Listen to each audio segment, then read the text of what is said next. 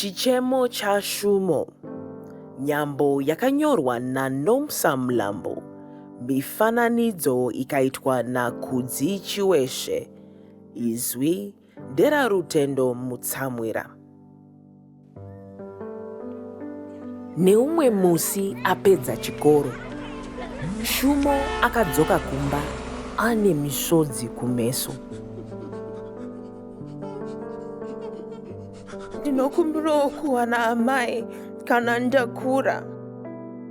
Nezwi raiderera, Shumo akataura. Kwese kwese kwaaitarisa aiona vamwe vana vana amai vavo vachifara.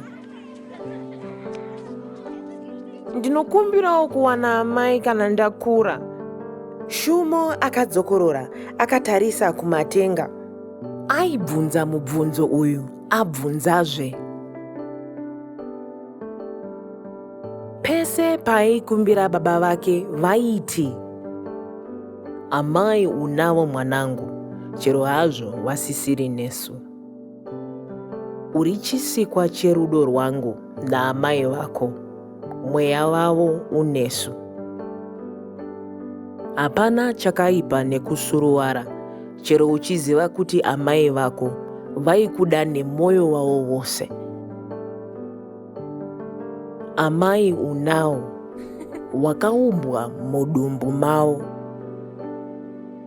Vakakupa upenyu kuti ukure.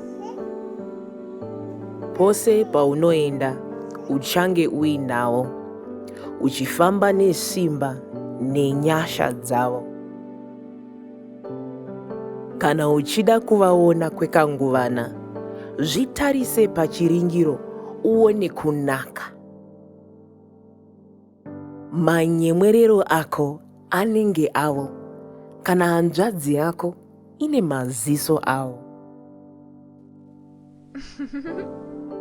Hauna rudo rwakatapudzika, hapana chakasaririra pawakasikwa. Mazwi ababa vake akaita kuti anyemwerere. Akanzwa rudo muhana make ruzere. Akavambundira zvikuru nesimba, moyo wake uchiita kunge unoimba. Zvino Shumo anomhanya kuchiringiro nguva nenguva, ozevezera achizviudza. Ndina amai vanogara neni, ndichavaona nerimwe zuva.